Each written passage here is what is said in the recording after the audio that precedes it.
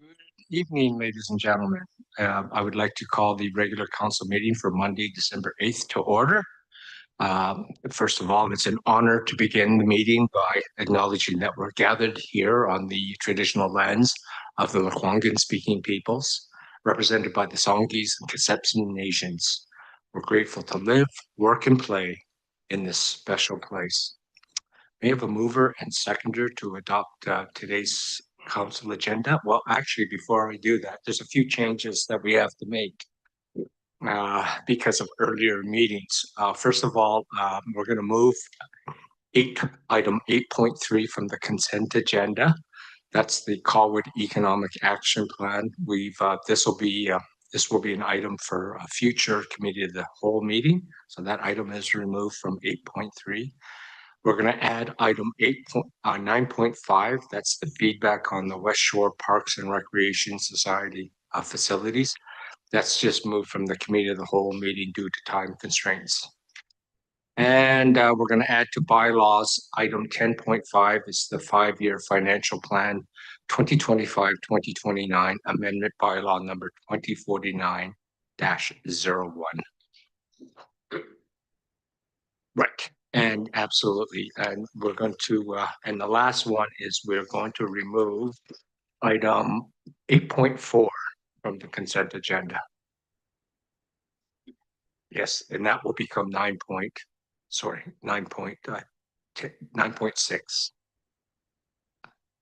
And could I also get 8.2 removed from the consent agenda for individual? Yes, okay, 8.2 will now become 9.7 under new business. Did you get that, Marcy? Okay.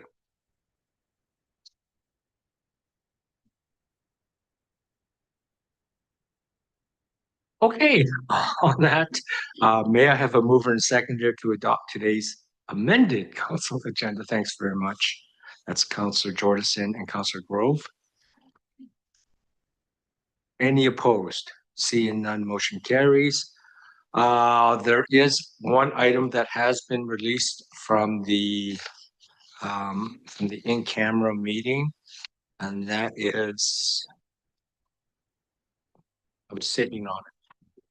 There it is. That is the council approval of the appointment of Miss Jessica McDonald as our fairness advisor for the city of Colwood for the remainder of the current council term.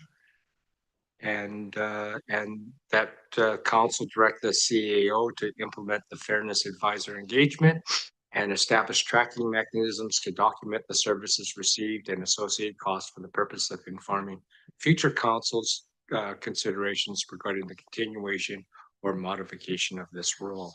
And for those that are not aware of what this fairness advisor is, yay, we have achieved a major accomplishment as a council.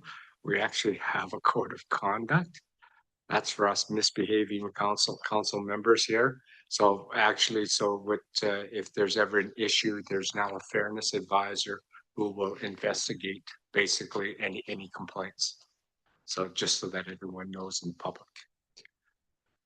Okay, on that note, I will go on to item 4, which is mayor's message. And I just have a couple of things here. I just want to remind all of the the entire citizens and council that we have our City of Colwood Christmas light up this Wednesday. It takes place, it's December 10th. That takes place from 6 to 8 p.m. So join us with your family and friends and neighbors. We got hot dogs. We have, yeah, absolutely. And we have hot chocolate and treats provided by various Colwood businesses. So it's going to be a great affair. Every year it gets bigger and bigger. So look forward to seeing you there on Wednesday. Today is the last meeting of 2025, and I'd like to take this opportunity to to thank my fellow council members and the city staff for all your hard work and dedication this year. A bit trying, lots of changes this year, lots of restructuring. But really, really want to wish you a really good Christmas, Merry Christmas, and a Happy New Year. And just make sure you take some time to enjoy the magic of the holidays this season. And, you know, you all deserve all of it. And so we'll hopefully see you early in the next year. Okay, thank you very much. On that note, I will go to item 5, which is the adoption and receipt of the minutes. May I have a mover and seconder for the adoption of the recommended minutes under section 5 of the agenda? Please, okay, thank you. Councillor Olson and Councillor Ward. Any errors or omissions? Seeing none, I'll call the question. Any opposed? Seeing none, motion carries. Okay, public participation. We had one written submission that was received prior to the agenda publication and is attached to the agenda. And we had 5 written submissions that were received after the agenda publication, and they'll be appended to the agenda tomorrow. And in addition, they will be available on the city's meeting website after the meeting tonight. Again, I would like to thank the public for your written statements. They're really good. We read them. Believe me, they're read. And as far as I know, no members have of the public have registered to speak virtually tonight. So at this point in time, I would like to invite members to come up and to the mic and present your concerns or ask questions. Just want to remind everyone that the comments pertaining to bylaw 1700-14, the North Latoria area plan, have been subject to the public public hearing and are therefore prohibited at this meeting.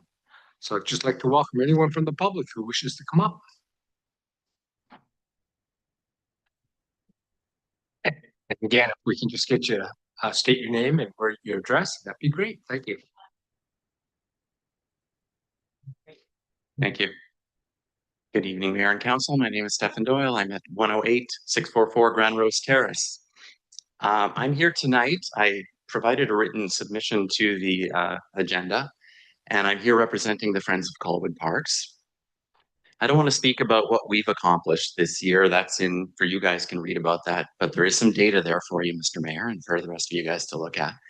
What I am here to do is, echoing your comments, I'm here to give thanks and gratitude to some city staff members. So I want to call them out by name and thank them for the help that they've provided the Friends of Colwood Parks to achieve our mission thus far.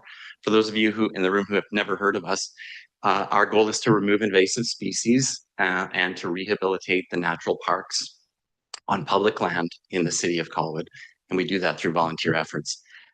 In terms of city staff, so I want to thank Angie Dietrich. I think this council set up that position, and without Angie, we simply wouldn't exist as a group. Her commitment is unwavering from the beginning until today, and I know it'll continue. Secondly, I want to thank Sandra Russell, her team in communications, Shay Eastman. They got the word out for us. We're a small organization. No one's ever heard of us. They helped amplify our events. They helped provide graphic design support to me, who couldn't figure out how to do something, and created signs for us to help us promote our events. Finally, I want to thank the parks team, Gord and Graydon McPhee. Without their efforts, we wouldn't have been able to do all of this. They help us pick where we should be doing work, and they help us remove the invasive species afterwards. So thank you very much, and we're looking forward to some great stuff in 2026. Thank you very much, Stefan. Anybody else wish to speak at this time?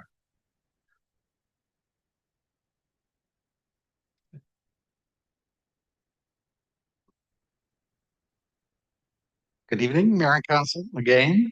And I'll take this opportunity to wish you all a Merry Christmas. Thank you for giving me an opportunity to speak this evening. It's concerning a note that I popped in. You'll have a copy. You may not have it on your agenda now, but you will. It's concerning the staff directory removal and transparency concerns. I'll try and keep this very short. The key point I want to highlight is that open access to municipal staff is fundamental to how local democracy functions.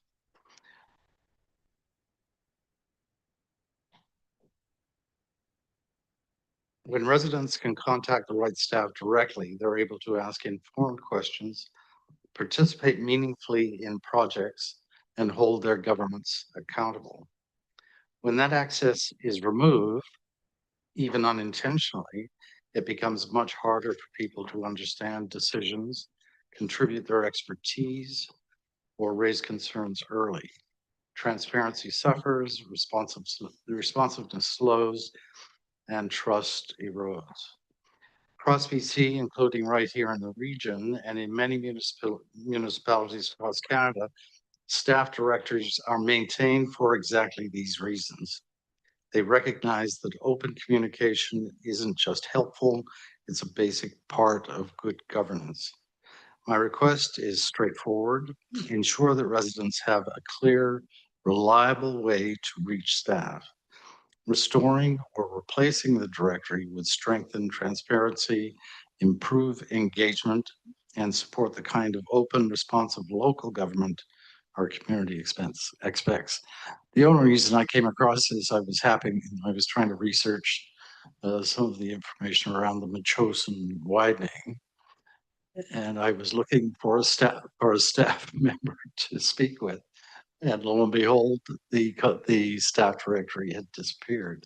So I'm sure there's some rationale for that, but I'd like to see it reinstated. Thank you. Actually, Trevor, I can tell you something. Great. Just after you left, after the committee of the whole, we were discussing this subject, and we're going to fix that. So thank you very much. Marvelous. You've got a lot of power here. Oh, absolutely. Marvelous. I wish I did. Thank you. Thanks a lot, Trevor. Next, please.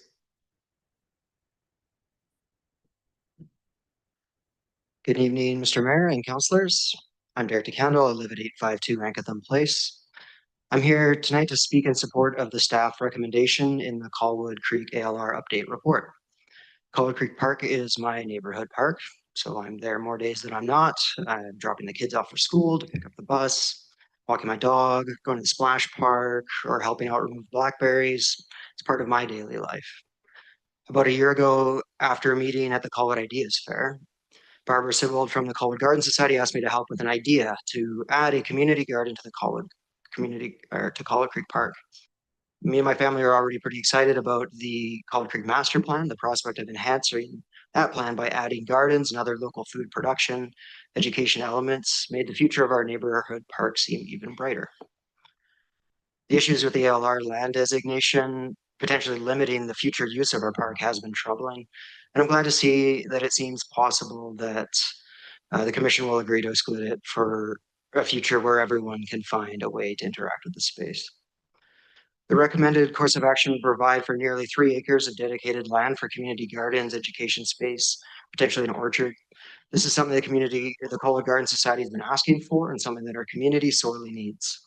Increased densification and building practices limit suitable outdoor growing space, even in detached homes. Providing a community space for people to garden will provide Colwood residents with the opportunity to grow food, get people out, meeting each other, building connections, and building community. Thank you for the opportunity to be heard this evening. I believe could be a great step forward. As far as I can tell, it doesn't necessarily exclude the possibility of community gardens in other areas of the park in the future. So I hope that council supports the recommendation to move ahead with the partial exclusion and supports the proposal to explore developing community, agricultural, and educational uses in the park. Thank you. Thank you very much. Next. Anyone else like to speak? Public participation. Going once. Going twice. Okay, I shall close this portion of public participation and move on to item 7, which is delegations. I understand we have a David Holzer, Business Development Manager for Holzer, or for Evolve, I should say, who's going to tell us about a really neat initiative. David, please.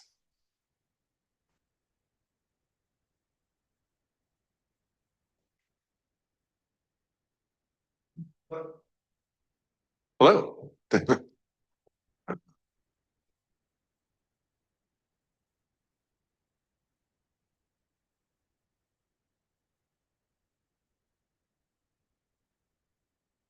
Perfect. Thank you very much.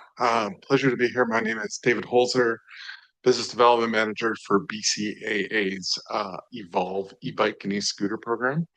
I'm here today to talk to you about what our program's about and the idea of possibly bringing it to Colwood. So first, I'd like to talk to you guys a bit about BCAA and what we've been doing. You may or may not know this, but BCAA has been around BC for about 120 years. It was founded by a group of 6 auto owners or travel enthusiasts here in Victoria a long, long time ago. We have branched out. We started about 10 years ago offering shared mobility through Evo Car Share over on the mainland and also in Victoria here. And then just a few years ago, we started with e-bikes and e-scooters. That program offering public bike share, public e-scooter share is now in 13 municipalities across British Columbia. We just recently got approved to be in Parksville next year. And we are growing pretty quickly, and we're in your neighbor municipality, Langford, where we launched there earlier this year, which is why we came to see you, because we're getting a lot of requests to bring Colwood into the program, as people would like to travel back and forth between the communities. One thing about BCAA, before I kind of move to the next slide, is we are a not-for-profit organization, and one of the things we take a lot of pride in is giving back to the community. We give about $2 million annually back to communities around British Columbia. Do I have to? Is anyone? Should just go. Of course it goes fast.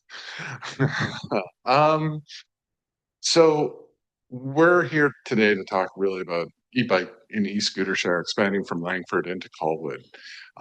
And first, the thing to talk about is how does it work?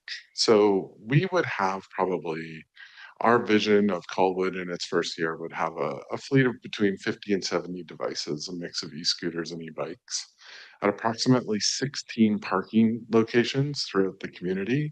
So one of the things, and now's a great time to talk about it, is we operate all of our systems pretty much in a station-based scenario where you can only start or end a trip in a single area, designated area. We can use physical wayfinding through signage, bike racks, and things like this to indicate where those areas are, and digital on our app and through geofences.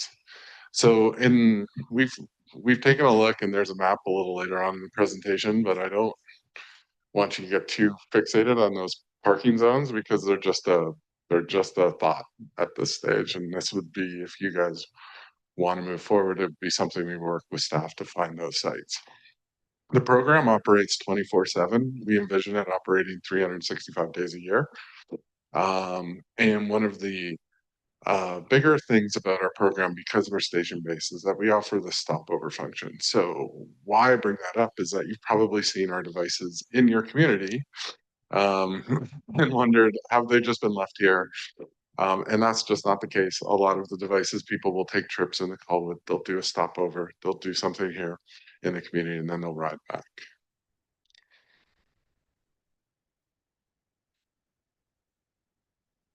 There it is. So moving on, the Evo app is how it all works. So it runs through Evo, which is the car share, but it's also Evolve. You can register, you can find the bikes, you can find the parking stations, you can start and end your trips. And it's a great place for us to educate the public on how to ride properly. So we have safety messaging, we have links to more safety videos. We also bring in quizzes and things like this for people to use. So everything operates through the app, people sign up and off they go. We manage the trips through the app. So one of the big keys here is the geofencing technology that we use. It basically provides us with the ability to designate certain parts of the community with slow ride zones where maybe there's a lot of areas of conflict with community members, pedestrians, vehicles, and our devices. We can also create no ride zones. These are areas where you wouldn't want our devices to be riding in. Sensitive areas, parks, things like this have come up in the past.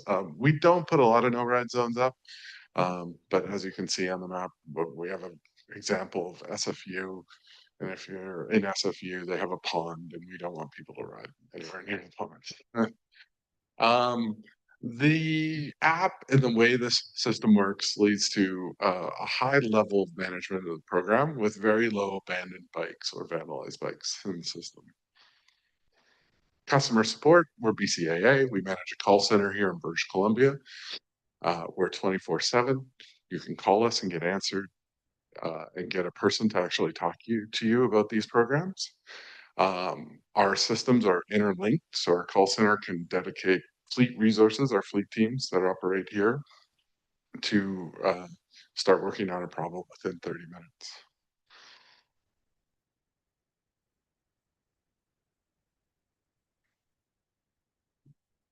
Oh, I want to go. So with the last few minutes, I'll just go over some nuts and bolts. So parking infrastructure, how do we set up parking zones?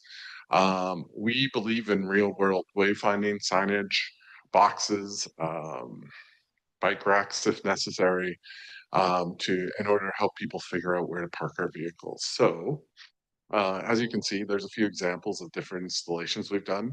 Most of these are in Nanaimo. We're very flexible. We work with the staff and work with the community to find space. We generally don't need to take parking space. We can find, underutilized public space quite easily. A lot of it, we start with a non-permanent infrastructure approach. So this is an idea where we can then move those stations should they not be working out well with very little issue. And we're able to relocate them, obviously, or take them out for any reason, take construction, change of plans, these types of things very easily. So our parking approach is built to be flexible for the cities. And then, as I said before, we are station-based, so you can see, this is sort of a thought. Please don't get too fixated on this. This is me kind of looking through sort of community plans and looking for popular destinations within the community to start putting parking zones. But obviously what we're thinking about is providing coverage to most of the community. We generally like to start small and then expand out. So this gives a chance for the community to accept the program. They're not overwhelmed by so many devices in so many different places. And then we kind of move to a phase 2 in the following year. And this is the approach we've taken with Langford. We launched we're not servicing the whole community. Next year, we'll add more stations and bring more parts of the community in. And this is the approach we've taken in all 13 of our municipalities, right across BC. I want to show you guys the devices because that's super important. So this is the bike. It's very simple. It's a pedal assist bike. It's built for bike share. All the parts are really unique to this bike, so they're not very useful if people wanted to vandalize or steal them. The battery is probably one of the most important parts. It's swappable, so thus we don't need any charging infrastructure on the ground anywhere within the community. We just simply take the battery out, go charge it, put a new battery in. That's fully charged. The bikes are limited to 25 kilometers an hour. So they're not overwhelming. They have all the same safety features. They're pedal assist only. And then the final thing is a dual kickstand, which is it's a bit of a running joke in the office, but I'm a big fan of a dual kickstand because it keeps the bike upright quite well. We have very low incidence of turnover.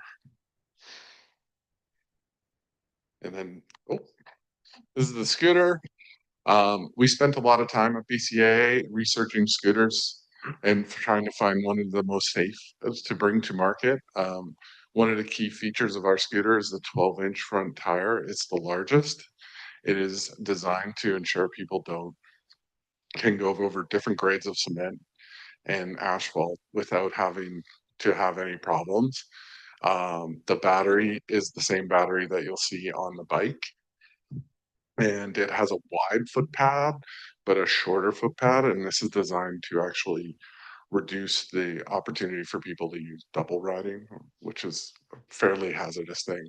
One of the other unique features of this device is the turn signals. So you do not have to take your hands off of the handles. You can signal to people behind you, in front of you, which way you're going. Again, the device is limited to 25 kilometers an hour. It has an IoT, so it's fully GPS tracked, so we know where it is at all times. So I thought I'd give you some pricing. Oh, great. We're right at the end anyway. This is the pricing that we use for the program. And I'll stop there. I'm usually pretty good. Oh. Can we finish? Okay, great. The last thing with BCAA, I didn't want to presume. The last thing with BCAA is obviously we are committed. We're a British Columbia entity, and we are committed to being a community partner and committed to the community. In Langford, we did a ton of events. We were seen in the community. This gives people an opportunity not only to talk to us and engage with us as people who want to ride the device, but also a chance for community members who may not be riding the device to understand what we're doing. We are always out engaging in the community. We always partner. This is a collaboration. The picture you see here is with the Squamish Lillooet Cultural Center up in Whistler. We had one of our artists design one of our tails of our bikes. And yeah, the last thing we want to say is on the marketing and communication side, we work really hard to project those messages and be a big kind of partner in the community to bring these programs to life. Okay. Thank you very much, David. That was great. Would you take a few questions here? Yeah. Okay, great. I'll open up the floor for council if you want to ask questions. Yep, the Councillor Jensen, please. First. Thank you. I understand you're the bike and scooter guy. Yeah. Maybe my council colleagues can help me out, but I believe we've heard in this room from some of our members of our development community that have tried to bring Evo as a car share to our community, and we're told yet by BCAA for some unknown reason. So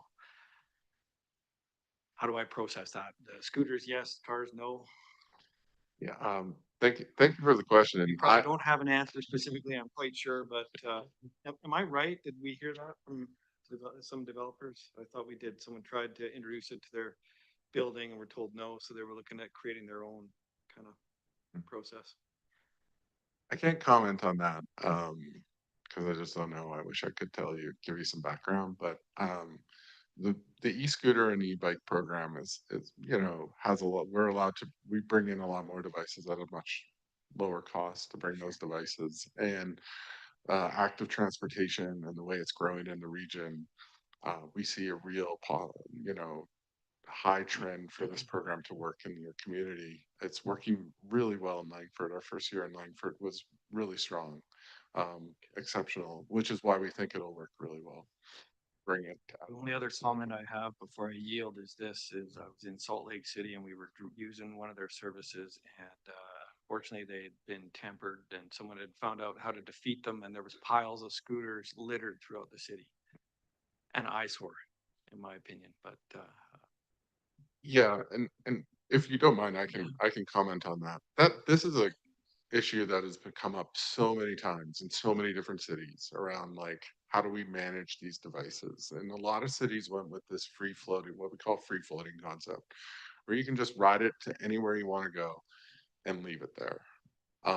We've taken more of a station base. This way there's corrals.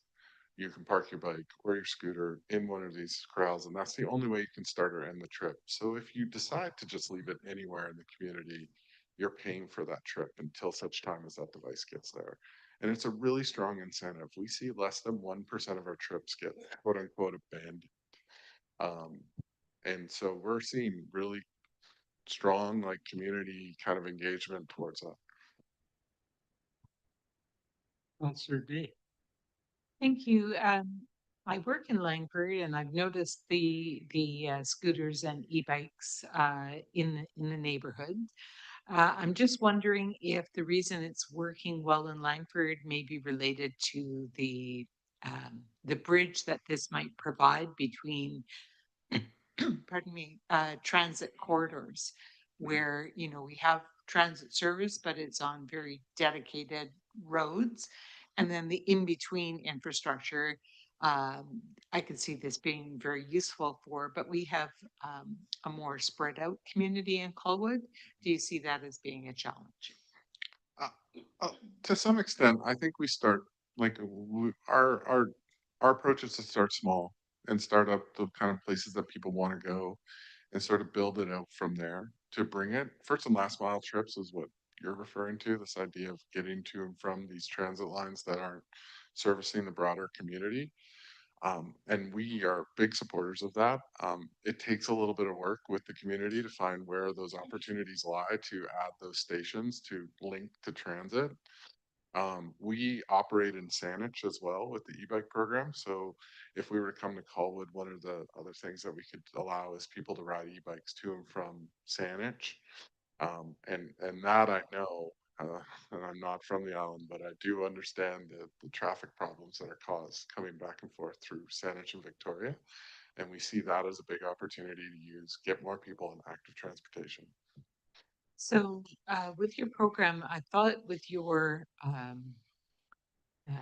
base station organization that you might not be able to take an e-bike from, say, Colwood and ride it into Langford and end your trip in Langford. Is that correct?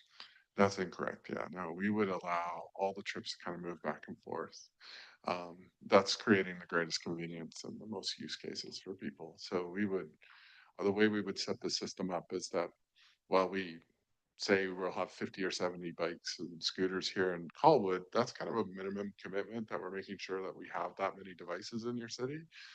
But what we're really saying is that it's going to be open to the broader system of the Langford devices as well. So all those devices will kind of move around as people And we want to could use them. even do it as far as Saanich, that sort of a Just for destination. e-bikes because Saanich isn't part of the e-scooter Right, okay. piece. But yeah. And just curious too, if you, your real-time monitoring system you mentioned that you have, does that allow you to replenish areas that have been depleted? Yes, absolutely. And so what we see is trends emerge pretty quickly and patterns emerge in the systems pretty quickly, and we can get on top of those really fast. And we use some really powerful like data aggregating, visualizing, geospatial tools to help us figure out how people are using the system. And then we start to manage we use our own staff to manage these systems so we can move our own staff to prioritize different things. And if we try and always maintain a station, what we call station density of like 2 devices per station. So when we see stations without it, we start moving bikes towards them. Great, thank you.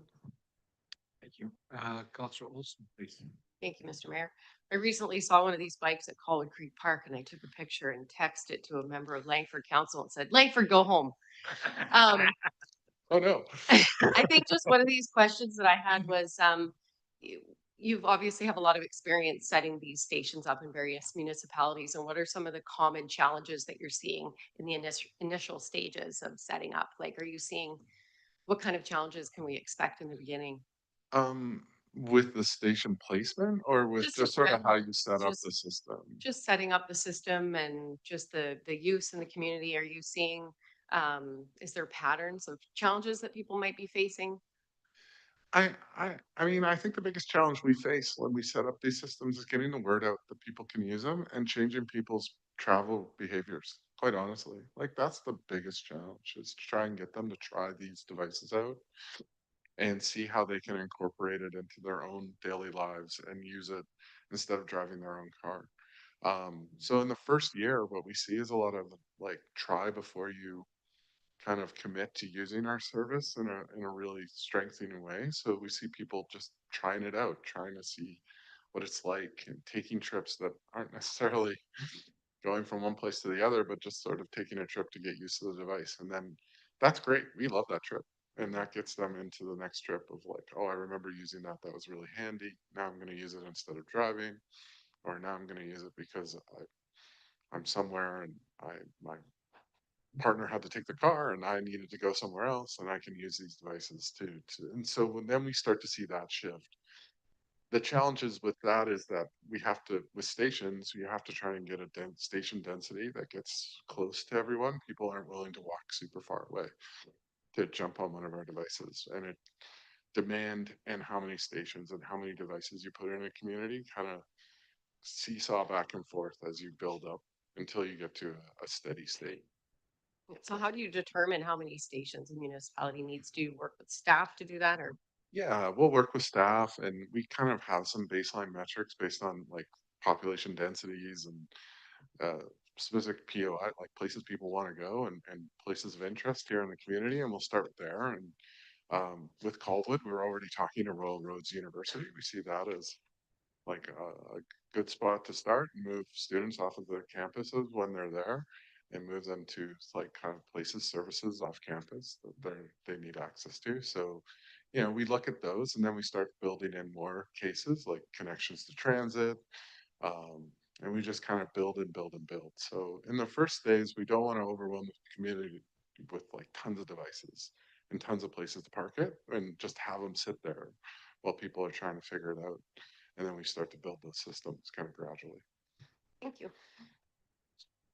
Councilor Ward. Thank you, Mr. Mayor. Through the chair, thank you. Appreciate the presentation. Answered a few of my questions right up front. But I'm just wondering who carries a liability in any accidents that involve the shared fleet vehicles? Right. Yeah, thank you for that. It's a really easy one. We carry it. We have a CGL, of course, that will provide, and we indemnify cities.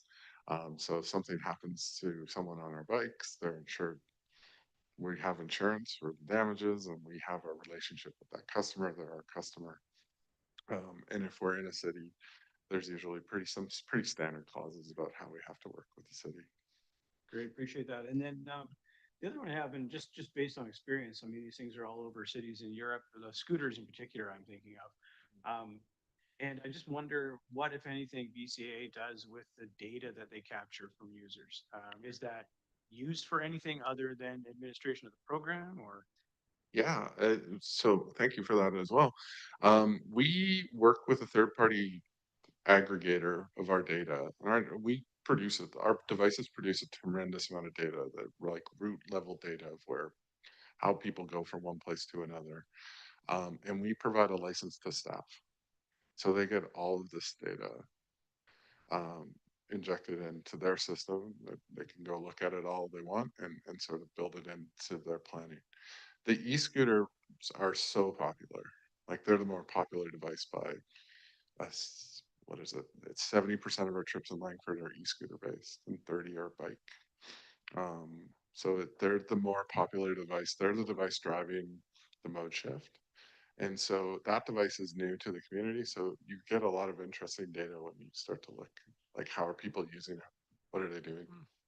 Yeah, and certainly that would be interesting to inform the growth of any sort of a program. I guess in terms of introducing it to, are you amenable to like a pilot where, you know, you've identified sort of a map of Colwood as a whole with ideas, you know, for locations, but you know, one of the things I envision is that connectivity with Langford for the population that would utilize this the most, probably youth, teens, and the Westshore Parks and Recreation is very much a center of activity for people coming from, you know, our community, Langford, View Royal, and so on. And I wonder, you know, a first step to exploring the viability in a more spread out region like this, as Councillor Day alluded to, might be where that connectivity kind of makes sense.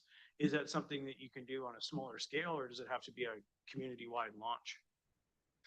I mean, first, almost everything we run is a pilot. So yeah, we're immutable to pilots. So I'll answer that. I would say we are more interested. We know already based on the feedback we're getting from Langford and from a little bit from Colwood, you know, the community members that have used our service, that they want access to the service. And I think it would be better to start a little broader than just one spot.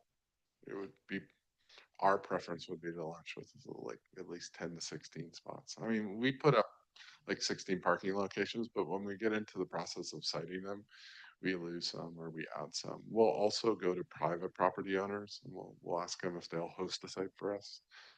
That takes a little bit of time though. Okay, great. No, thank you very much. I appreciate it. But David, I'll just sum it up here. I've got one word, skookum. It's pretty skookum. I think it's a neat concept. I have a couple questions. I think they're intuitive, but I guess you bring your own helmets because it's so personal. Is that correct? No, we'll provide a helmet and we sanitize the helmets whenever we service the devices. So Okay. Yeah, all the And, devices come equipped with a helmet. We're big on trying to make sure they wear them. Okay. And the second question is that you are BCAA, so do you guys go rescue people when the battery runs out? I guess is that how you do that? Is you Yeah. monitoring this? So, Yeah, I think that's sort of what BCA is Yeah. kind of known for, and we do the same. So That's yeah, cool. I mean, the great thing about this program is we're an offshoot of BCA's Yeah. main business lines, but we also get their resources right. So if there ever is bigger issues with our fleet in a community, we can borrow the resources that we need to fix the issues really quickly. It's like one of the great powers of being with our organization. That's super. Thank you very much. Yeah, Thank thank you. you. Thank you, everyone. Well, John. Thank you, Your Worship. Staff would mind a little direction. We've met with Evo previously and suggested this is the way to introduce themselves to council. Something that didn't come up is their stations can be pretty innocuous, like just a little wee sign and nobody really knows they're there other than when the bikes show up. Or they can be like a fairly substantial, you got a bike rack, you've got a square that you have to fit them in and all of that. Does council have a preference with regards to the way it looks in the community with regards to the stations? Or are they happy to let Evo just decide what would work best in their area? Yeah, is it possible to view these, to see them, and I think that's the best way to do this, eh? Yeah. Do you mind? I mean, Yeah, please. actually, Langford is a great example of all the different types of stations we're running. We run them all. We have like a painted box. We have just a signpost. We have some on concrete. We have some on gravel. We have some on like ground, just ground. So yeah, we can bring you guys a whole, and we did have it in the presentation, but those are more of the professionalized, nicely shot ones. But if you're ever over next door, you can see quite a good example of how we do it. Okay, great. Thank you very much, Councilor Ward. I think, Mr. Mayor, I mean, for me, I think it's an interesting opportunity.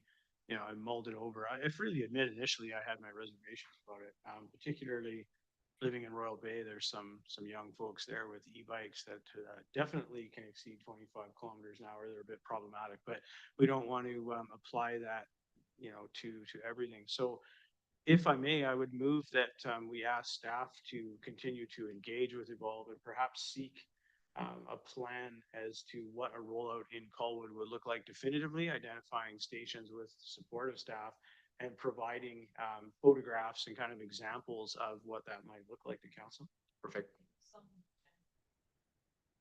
So,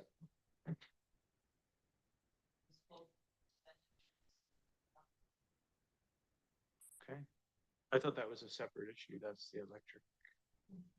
I think that's a separate issue, Councilor. Yeah. That's not default. Yeah, that's something Yeah, separate. something separate. So that's my Seconder? motion. Can I get a seconder? Okay, thank you very much. Discussion, seeing none, any opposed? Nope, okay, thank you very much. You know what we're doing. Thank you very much, Dave. Okay, the next item is consent agenda. And we've removed 8.2 and 8.4 from the consent agenda. May I just get a motion for the consent agenda, please? Thank you very much. Councilor Jordison and Councilor Jensen, please. Thank you. Discussion. Seeing none, call the question. Any opposed? Seeing none, motion carries consent agenda, excluding 8.2 and 8.4. New business. Colwood Creek ALR update. If I can ask CEO to introduce the speaker. Thank you. Thank you, Mayor and Council. This is the Colwood Creek ALR update. Gord Beauvillier, Manager of Parks, has a presentation. Should you wish to receive it, the recommendation is that Council direct staff to make an application to the Agricultural Land Commission for the partial exclusion of Colwood Creek Park from the ALR or Agricultural Land Reserve, and that Council direct staff to explore community agricultural and education uses for the non-excluded part of the park.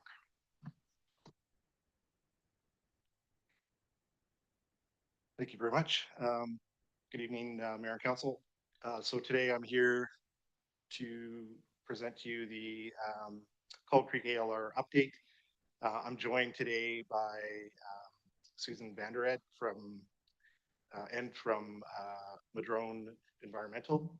And I learned a lot about the ALR and the ALC through this process, but I'm very happy to have her here because I'm not an expert at all. So tonight I have a short presentation for you. A little bit of the background of the park. I'll kind of go through this very quickly. I think the main point here with the park is that we did a Colwood Creek management plan in 2022 that we were in full swing of those park improvements when this issue arose.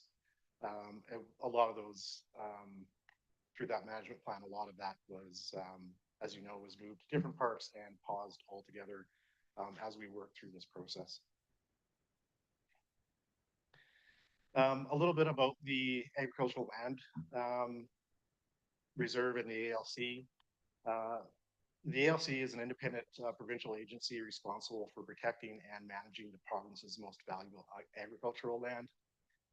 Its main job is to administer the agricultural land reserve, a special land use zone where agriculture is prioritized.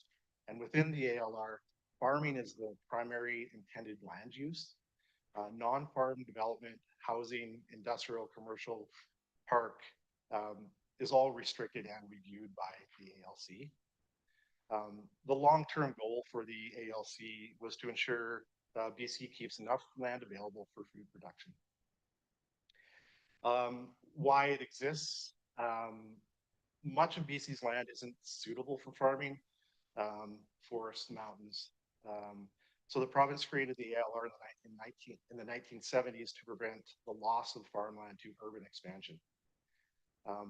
The ALC ensures those protections remain in place and evaluate applications for any exchange in land use, subdivision, or exclusion from the ALR.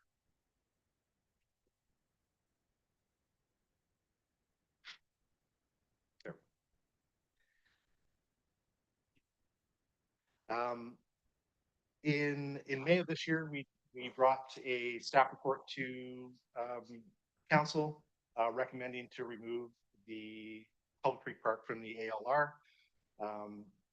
Council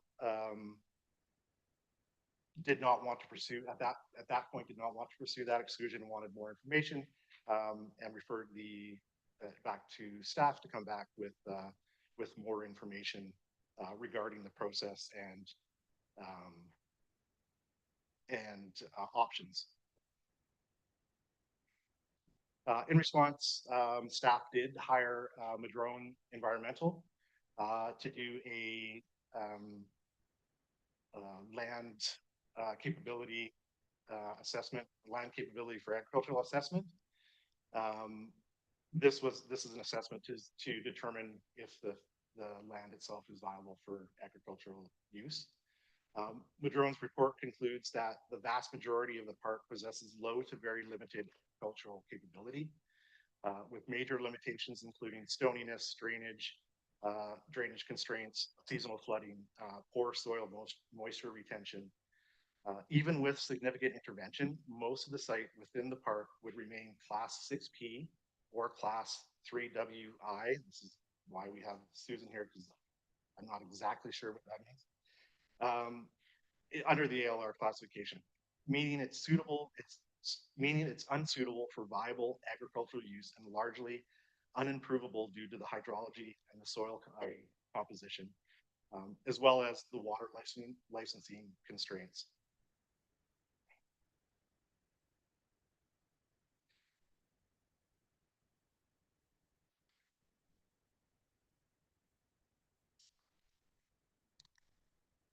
So a few of the discussion points around the three options and the staff, or the options in the staff recommendation. The staff recommendation is to remove the westernmost majority of the park from the ALR, and then retain the eastern part, which is the part of the park we refer to as like the Brittany side of the park, which is along the VMP. And here's a map that shows you that exactly where that is, which is approximately another the the part that would stay in the ALR is approximately about 2 acres of land of usable space there. The main idea to remove the western portion of the Colwood Creek from the ALR is to allow for the full park use while retaining the eastern side and community for community agriculture. The park for under the current management plan for the park, there's the ALR rules really restrict recreational amenities and limit a broader community use. Excluding the western portion strikes a balance, protects the agriculture while still allowing us to do park improvements. It also enables us to continue these improvements and to be able to improve the park in the future without the ALC as a governing body that we need to go through. It maintains a commitment to agricultural opportunities. As you heard today from the Garden Society, there was quite a very good proposal from them for a community garden hub that would fit very well in that eastern side. And those are the types of things that we would be able to do, and we could do not only in that eastern side, but in as well as the rest of the park, excluding the majority of the park from the ALC. Doesn't stop us from ever farming the park if that was ever a decision that was made.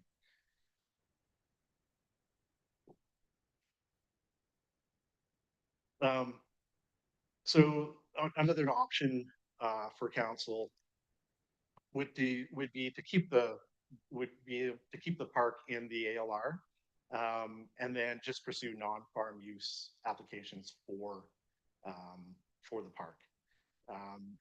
This would mean that we would have to seek approval for every application that we were to do, for every improvement that we would need to do for the park. This would park improvements, including benches, picnic tables, fences, playground improvements, open space, green space improvements if we're improving turf grass and that sort of thing. We would need the ALC decision for these improvements, which means they don't necessarily mean that they could happen. So we would put our application in. Very likely it could happen, but it may not happen if it's a decision by the ALC. These decisions on the ALC website, I think their timeline is 4 to 12 weeks for non-farm use applications. Our research with some non-farm use applications in this around parkland use and what we're trying to do here usually takes about 3 to 4 months on an average for each application. On top of that, there is staff time involved for each application, as well as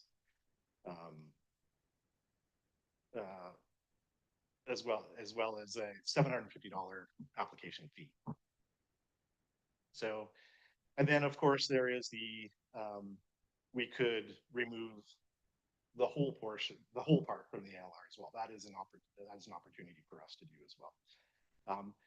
If the decision is to keep the park in the ALR, one of the things that we would probably want to look at is to go back to that management plan and redo that management plan, considering all of the issues that we would have with improving the park. Regular maintenance as well. Yeah, for example, working on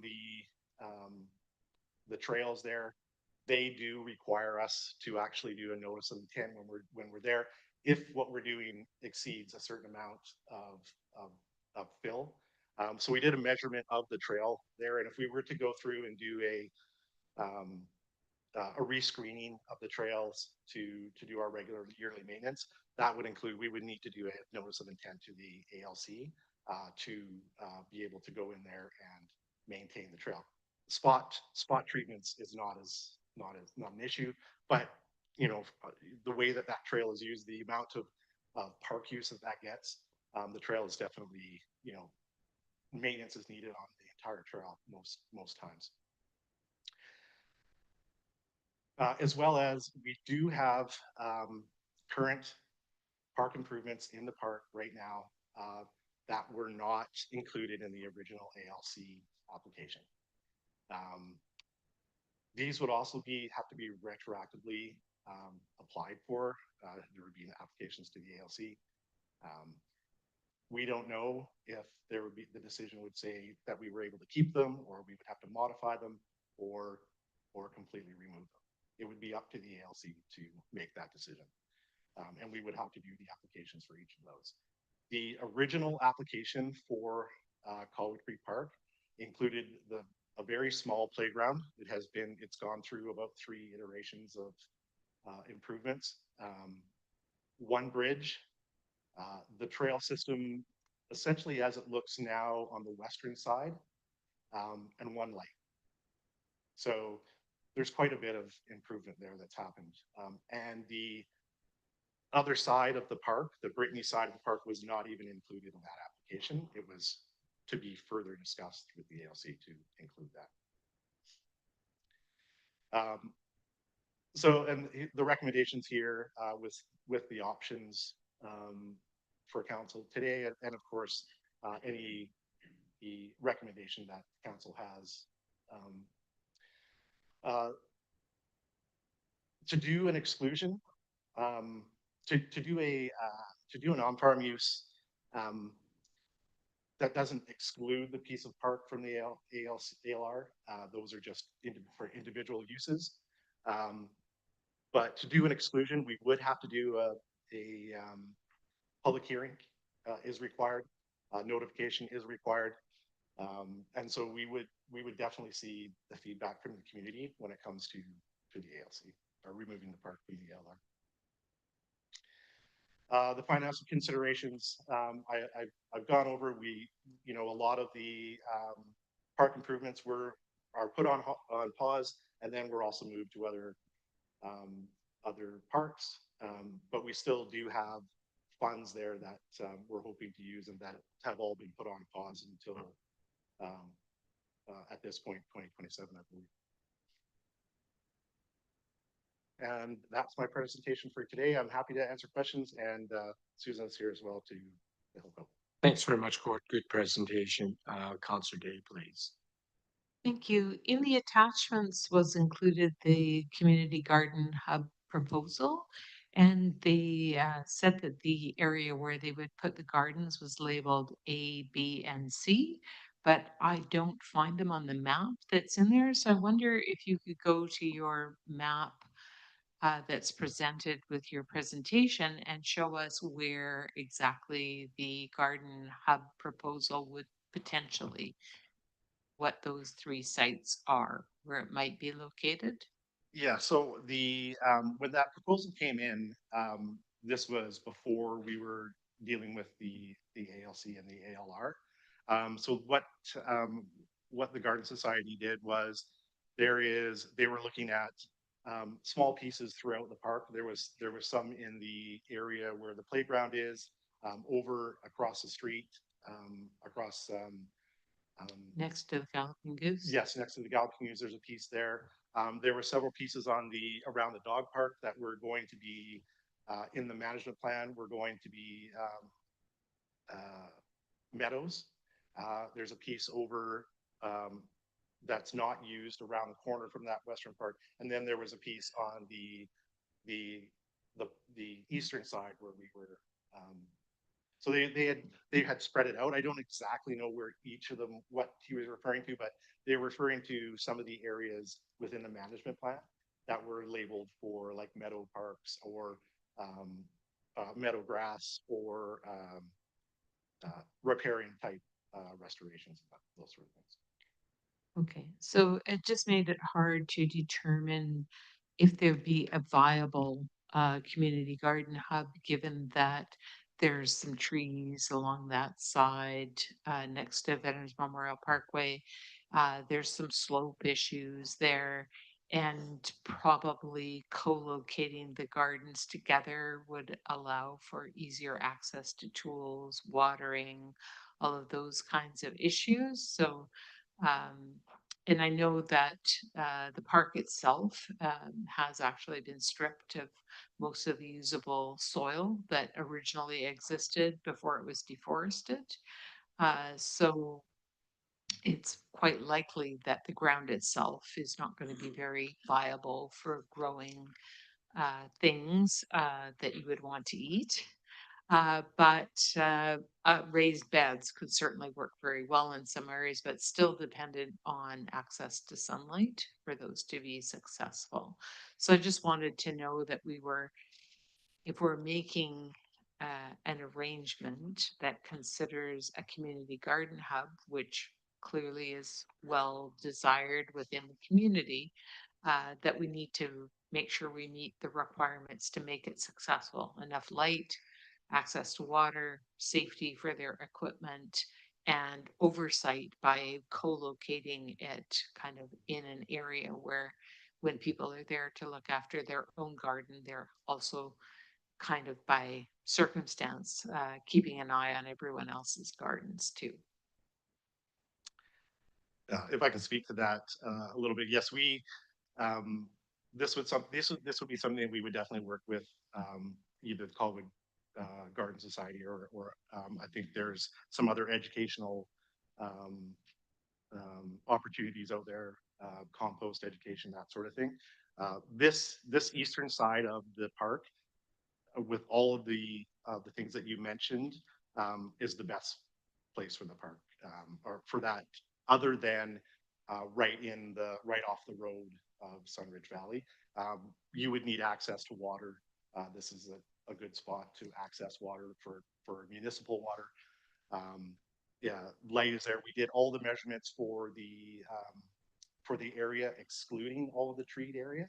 So that actually is the measurements there for about the 2 acres is all the open space that we would be able to use there. We didn't even include a lot of that hillside, which we probably could include in some types of plantings.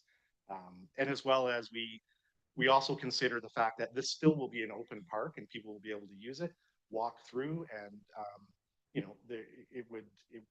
we would need to balance that it is a community garden, but it is also part of the park and part of the area that people like to walk and that sort of thing.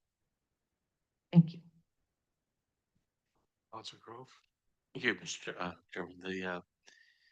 The folks I spoke to, Derek and Barbara, who put together this hub proposal, Gord spoke to him a bit about it some time ago, but happy to see it in here. That's great. I think that the eastern portion there, which is because there's ample space and room there, as you suggested. And the soil quality, is this a higher ground? Is that piece susceptible to the flooding that the other part of the park is? It seems to be it's slightly higher ground. It is the one side of the park that really doesn't flood that much. Right, that's sort of my impression. And there was talk of orchards or fruit trees, which of course we're always looking for more urban forest canopy place for you to plant all your trees. Maybe they'll do it for you, Gord, and pull the invasives and plant the good ones. The other thing is the access point. Then, yeah, I don't have the name street. Was that still? That's not Sunridge over there, is it? It's Brittany, at the corner of Sunridge and Brittany. Oh yeah, and so there is sufficient access there for folks to come, and it would have to be street parking though, I suppose, if they came 2 or 3 or 4 cars at a time. Yeah, parking would be one thing that we would have to figure out with the group while we plan for that. If that use was going to be the community garden hub, that would be one of the things we would need to plan for. And I know that the Compost Education Center is, I've had some conversations with them about the idea of having a Westshore presence and whether this would work for them or not. It's certainly, they do programming on soil building programs. It's not just about learning how to compost, it's learning how to build good fertile soil, and you can start with a paved asphalt surface. So you don't, as a garden out front here, they're growing in the raised bed. They're not growing in the given soil, but they're the original earth. So I think for me, I mean, originally when I knew that this ALR issue came up, I was sort of disappointed. There's such a big place. We got to be able to find a spot. But then your report here has indicated this eastern portion, and I only thought was that accessibility thing. Because that open space is very open. So there's some of the needed sunlight and so on that Councillor Day referenced. So then water is also easily or readily accessible then from the street. Wet water could come from the street. Yeah, Yes. okay, cool. So anyway, I think that would be exciting. And so based upon that was my only concern. And as you suggested, it could be used for, the whole park could be used for farming someday if it came to that. We might have to grow more of our own food once Trump comes crashing across the border. You never know. Victory Gardens will rise again, but I hate to make that reference. But anyway, the community gardens, like relative to the size of the space, is relatively small, and it's fenced to keep the deer out. So yeah, I can see that happening. So anyway, very good. Thank you for the report. Just a couple of questions, or just easy ones, I think. Is there any risk that the ALC will dispute the low agricultural capability that we've come up with now, or was that our assessment, or was it Susan's assessment, or whose assessment exactly was that? That was Madrone Environmental, Okay, and they are agrologists that come out. And if I don't know if Susan can add anything more to that. It's yeah, I mean, not having dealt with the ALC. Yeah, They, I have. the land, you know, we talk about in our report, the land capability as it was mapped throughout, you know, like throughout the province of BC, there was a soil survey done in the 60s where they mapped the capability of all of our soils. Right. However, not every little plot was assessed. So some of them were, doesn't mean that somebody came out and actually dug a soil pit in Colwood Creek Park. So what we did is we actually did go out and we dug a number of soil pits in Colwood Creek and actually looked at the soil and classified it as we see it today. And so in some cases, the stoniness, the P limitation, which is for stoniness, is worse than what it was actually mapped as originally. The water limitation, that's an excess water limitation that's there. I think it was pretty standard for what the province mapped it as. Inundation was never indicated in the past. That's where the river is actually raising and inundating the land with water. Yeah. Okay, So great. I don't think that they would dispute Yeah. it, but it's all based on their land capability for agriculture classification and their limitations. We follow what we see in the soils and then look at their guidelines. How long does it take them to make that decision then? It can take quite a while. It can be lengthy. It's a lengthy process for exclusion. Is that what is that your question Yeah, about yes, exclusion? yes. Yes, it can be lengthy. I've been involved in other exclusion and inclusion, and some are up to a year. Sometimes longer. It depends on when the commissioners meet as well. You're following their schedules. Okay, thank you. And I'm going to assume if they do deny the exclusion, plan B is the full option then is and applying. Non-farm use. It would be in the non-farm use. Yeah, Yeah. right. Yeah. Okay. That's great. Thank you very much. Super. Yeah, okay, move it. Thank you very much. Seconder, please. Okay, Councillor Grove. Discussion, any further discussion? Seeing none, I'll call the question. Any opposed? Seeing none, motion carries. Thank you very much. It's great. Thank you very much. Thank you.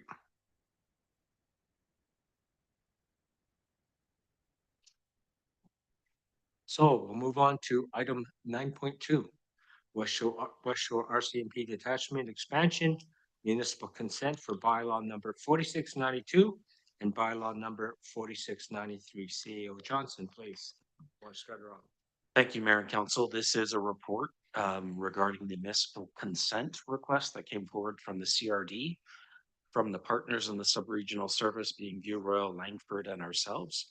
There is a recommendation in your report as well as a number of different options, and I'm here to answer any questions that council may have in regards to this item. I'll open the floor up for questions through the CEO.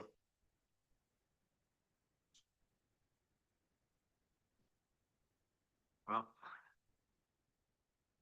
Okay. Okay. Councillor Olsen. My question to the CAO was just understanding the current January 12th time pressure. And knowing that the province will respond in the event of a derailment, what communication strategy do we have in place to explain the rationale for the recommended deferral? And do we have someone lined up for the third-party independent review to ensure that we can meet the January deadline? There is a tight timeline for this review as proposed within the report. The intended person that we've looked at to do this work is Jonathan Huggett, who has done work like this in other contracts in the past.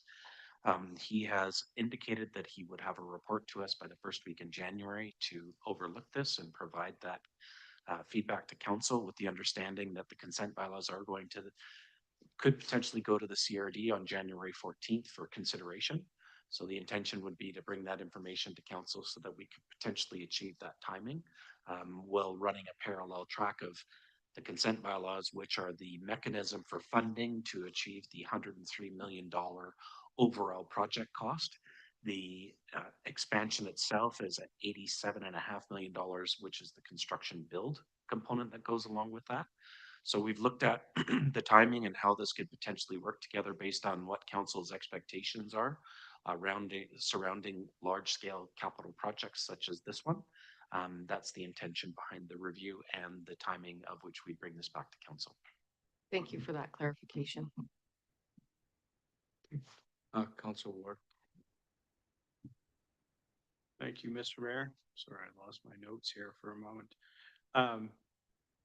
Yeah, I wanted to touch on a couple things here. I think that you know, we obviously want to see our RCMP housed in a building that, you know, suits them now and into the future. Nobody's seeking to delay anything significantly here. You know, and our partners have applied some pressure to try to move things forward, but this is a very high risk project. There's a lot of cost uncertainty. You know, there's potential for cost overruns. There's potential for unequal municipal cost sharing. There's massive long-term debt obligations. And, you know, and then there's ultimately some blowback from the public if we support a project. This charter is somewhat unclear, you know, and if anything kind of goes south on us here. I have some other concerns I just won't raise because there's no point sort of taking shots at what's occurred, but this wouldn't be the first time it's been delayed. Our municipal partners, one of them delayed it significantly at the outset.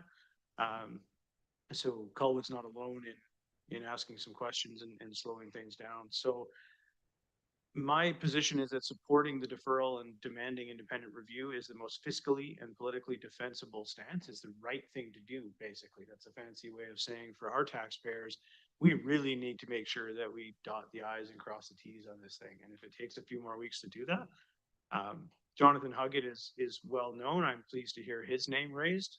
He obviously was very involved in the Blue Bridge fiasco and righting that ship, if we refer to it that way. Have some experience working with him on the CRD's cash grab proposal on water DCCs.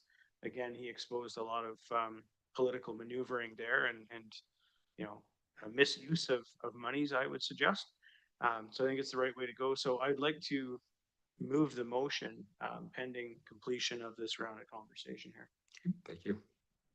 Councillor Jordison. Thank you, Mayor. I just looking at the development cost charge DCC framework for Colwood. Can you remind me where we are with the MOU with the CRD? And because I think within that it stated that we couldn't. Yeah, I'll turn it over to CEO Johnson here to answer that. I can know the answer. With this being a sub-regional service of the CRD, they will hold the ownership of this project until the borrowing is completed. With that being the case, the CRD being the service provider, they would have to establish the DCC equally amongst the three communities, being View Royal, Colwood, and Langford ourselves, to put the DCC into place. But what to remember about a DCC is for the excess capacity, not for the existing capacity.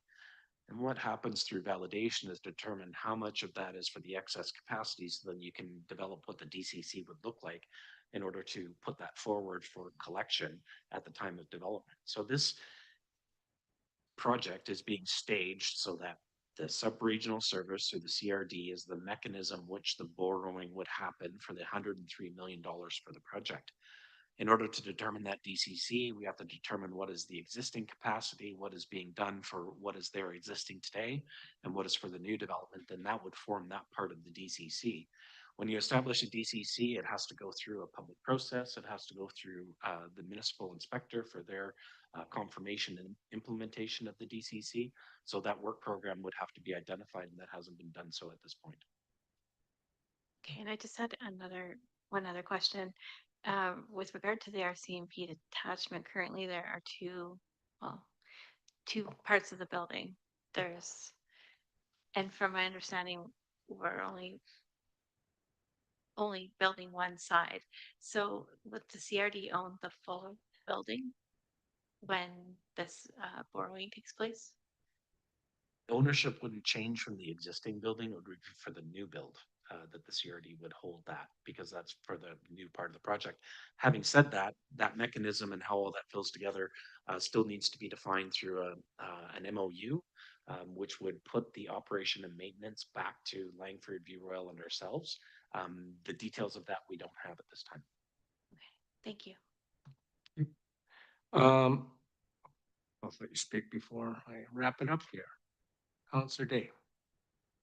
Thank you. Just Councillor Jordison's question sparked one in my mind, which is I do believe that the new building is on the same property as the old building, in which case it would have to be subdivided if there's going to be different ownership. Like I said, the details of that we don't have an MOU from the regional district yet where all of those details have been finalized. That would come before the adoption of the sub-regional service bylaw, which would then delegate us to have the operation and maintenance. But to clearly answer your question, I don't have the answer for that, what that will look like. We haven't got into those discussions at this point. Okay, thank you. Councillor Jensen. Thank you, Your Worship. This is like wrestling with a greased pig. Honestly, like it just, every time it comes to me here, there's something's changed and there's more bad news. And so I will support the mayor's initiative here to have a look at the finances. The scope has changed. We've lost a floor. The budget keeps going up, and I questioned some of my decision making, a number of months ago at this point in time. So I would like some clarity to help us find a path forward, because in my heart of hearts, I want to do right by the working men and women who are out there this evening in the poor weather and are deserving of a building that meets their needs. But, things like the financing for this building will extend beyond what is described as the useful life.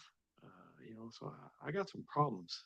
It's 20 years anticipated lifespan for the portion that's going to be built. And the debt financing is going to go beyond the 20 years. So I have a few concerns, and I would love to get some clarity on sort of the numbers, with some finality. Thank you. Okay, thank you very much. I'm just going to wrap it up by saying the following. I just want to ensure to the citizens of Colwood clearly understand that the city of Colwood supports the RCMP and public safety. We are absolutely committed to ensuring our officers have a modern and safe functional building. So just want to make sure that's clear. Now, we can also, it can be argued here that the motion that was sent to us by the CRD is just provides a financial vehicle. I agree with that. But by agreeing to this, we're having it's a tacit approval. And this is why I had problems. I asked the basic questions. Where are we right now? How much money have we spent? Explain where the money's going to right now. You hear a lot of things. I have not got a financial update since June, I think was the last one I personally received as a mayor. So I asked the questions, and I think I have every right.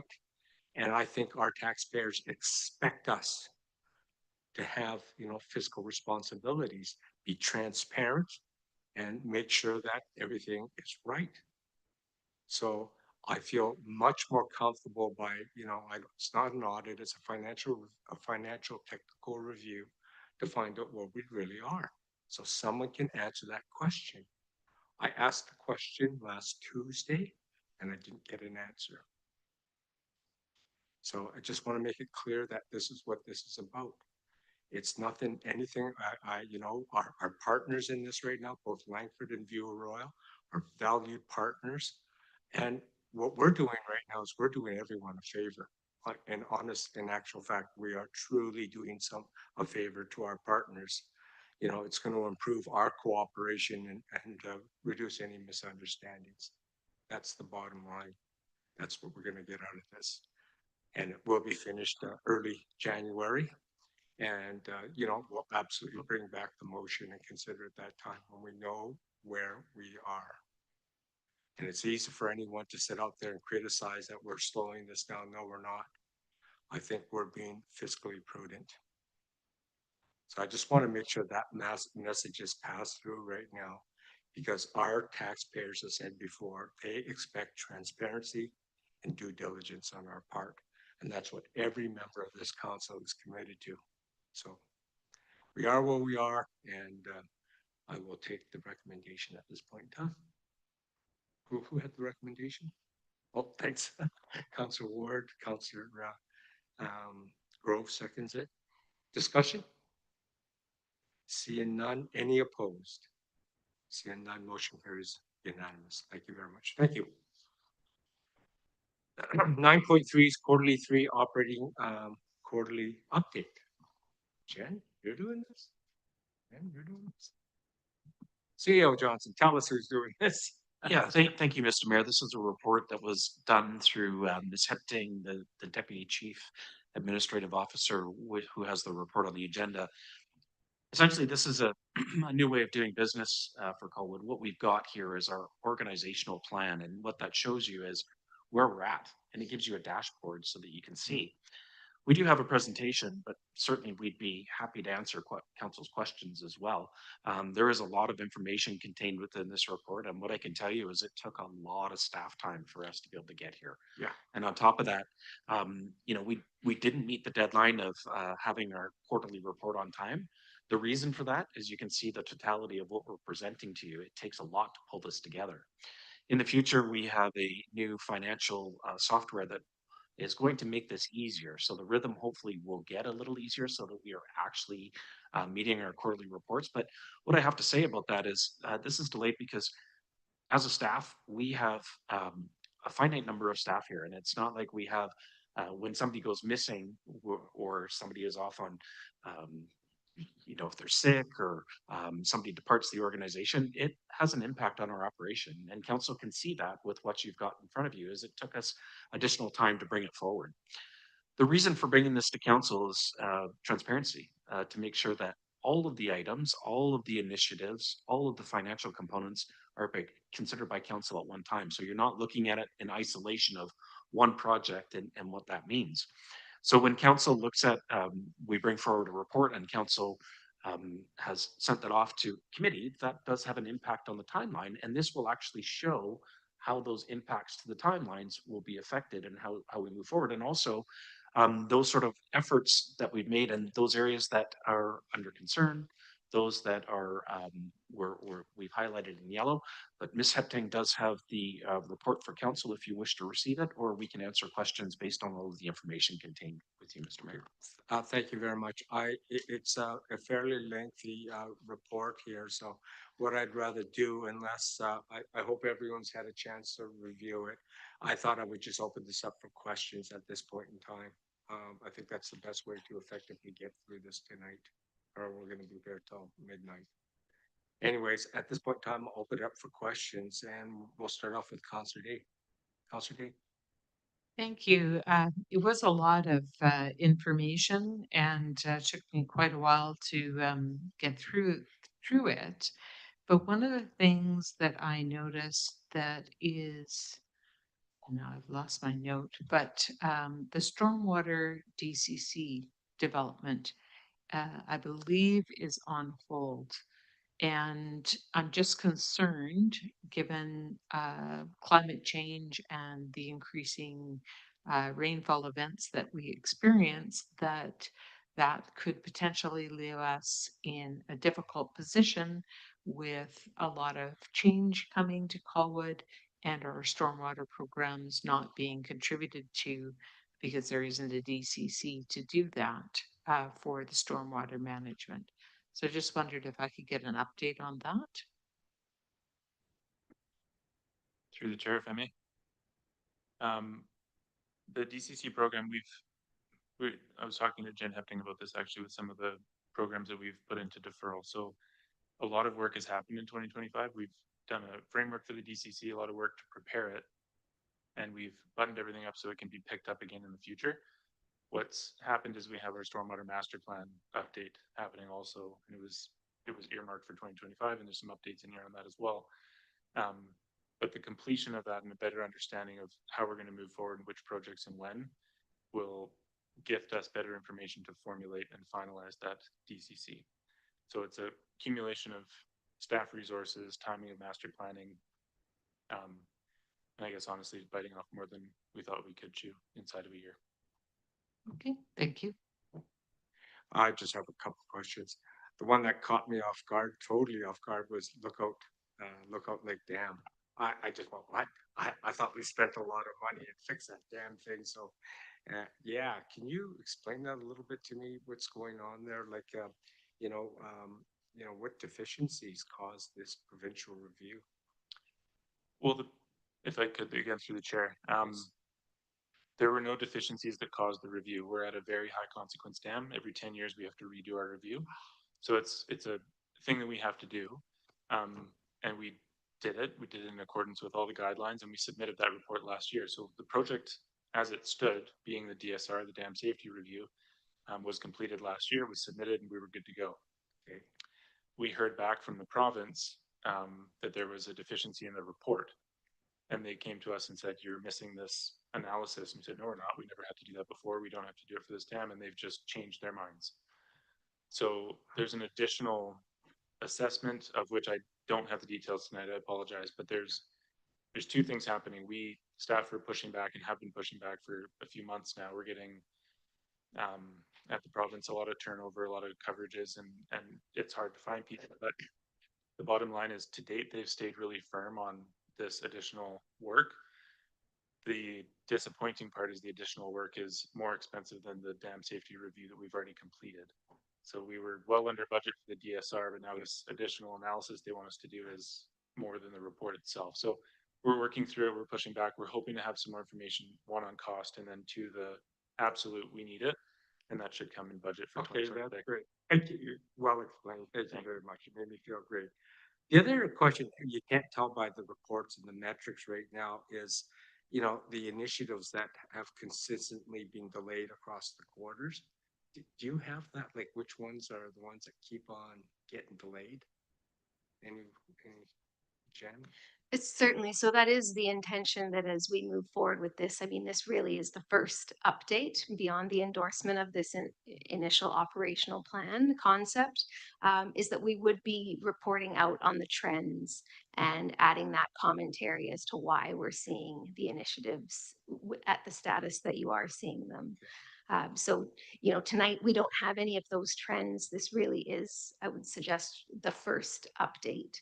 And moving forward, the intention is that it is directly integrated with the financial update so that it's not separate deliverables as it is before you on tonight's agenda. The intention is that it would be consolidated as a single. But yes, that absolutely is the intention, so that we can be adding that commentary. I can say, right now, we've got the approximate 176 initiatives. Some of these initiatives have been in our financial plans for 6 years. So that is some of the consideration. That's why I asked the question. Yes, that our team is well aware of, and I mean, you just heard from the team, there's all different reasons that may cause an initiative to carry out beyond the initial timeline. But absolutely, there are initiatives that have been on the books for a long time. Yeah, and I think also mention one of the items that council will probably have seen is there's a number of items in community planning that we collapsed that part of the organization and rolled it into the planning services department. And in discussions with our planning department, a number of those initiatives require a hierarchy. Which are plan number 1, 2, 3, 4, and what's below the line? What can we get done with our existing staff complement? And the intention on the community planning side is to bring forward a report in January asking council, do we have this actually prioritized correctly? Because rather than using consultants with where we're at in planning services, we've got capacity to do this work in-house, of which we don't have to move forward with consultants, of which we can have those one-time costs considered by council in the 26 budget in a different way than they have been seen in the past. So our intention with these deferred issues is to bring them back to council to get your review on it, so that we're making sure that we're meeting what your expectations are with that. So it's not being prioritized through staff, but being forward to council with here's what we recommend as the approval process, but to make sure that that's what council's direction is for those items so that they don't continue to move on and go from year to year. And they actually have a deadline and timeline with person hours of what all those projects mean. Great. So you basically answered my next question, because I was going to ask you, basically, are there any initiatives that you have to reprioritize for 2026, just so that you're not overextended? Because that's my concern, because of the restructuring. I'm going, oh boy, don't think. Yeah. Okay. So you've answered the question. Correct. Yep. Thank you. Thank you, Mr. Mayor. And that's the intention, is to make sure that we highlight those for council and get your feedback so that we can make sure that we're adequately meeting what council's objectives are for those particular initiatives in community planning. Well, not only that, we want to see the staff succeed too. So you've got to understand our perspective. We're not there to watch you fail, that's for sure. I don't want any part of that. We're there to see you succeed also. So. And quite frankly, this should be our report card for the end of the year that moves its way into the annual report. So you can see what council expected, whether or not we achieved that timeline that we brought forward to you, and that this gives the check-in for council every quarter to make sure that you're measuring those items that are important to each member of council and ultimately council as a whole. Thank you very much. Councillor Day. Oops. Thanks. I just wanted to commend staff on the way that it's laid out. When I first looked at it, I didn't quite get the layout, but Appendix 10, for example, includes all of the deferred initiatives. So you do have all in one spot where you can look and see what is it that we aren't doing. And there's all of them are listed under the deferred initiatives. So yeah, not that we're all going to be happy about everything that's on that list, but at least we do have them all in one place. So you don't have to try and tease out that information. I am going to, was there a motion, specific motion? Was that just to receive it, correct? Yeah, okay, so. Okay, thank you. Second. Thank you, Grove. Any opposed? Seeing none, nope. Motion carries. Received. We'll move on to 9.4, which is the Q4 financial update. This is the financial update, and Ms. McLennan, our Director of Finance, will provide council with a brief overview as to what's included within this. Kathy. Thank you, Mr. Mayor. So before you is the Q3 financial update. There's a lot of reference in here to legislation around the financial plan. You will also see on the agenda a financial plan amendment, which we wanted to include with the quarter. It's more of a housekeeping technical requirement, and just so that the variances would be more meaningful based on the reorganization and other things that happened in the year. The financial update itself, it's straightforward to me, so I imagine I should speak to it a little bit because it takes hours and hours and endless hours to prepare. So right now we are projecting, again, these are projections based on the information that we have that we get from the managers leading these service areas. As we prepare this information, there are thousands and thousands of rows of information that we try to touch points with the managers before we get to this point. Currently, we're projecting a surplus of 183,000. We're still working to, as you've just heard on the previous report, to figure out what's the best way to get you guys the information that you want to see, acknowledging we've had a few resource constraints to even pursue that properly. But we are looking forward to providing it in a way that is more manageable. I can see already in what we're providing that there's opportunity to provide it in a way that is more meaningful, especially as we've talked about the reserve bylaw and how we're using reserves and how the different elements in these documents work together to fund our operations.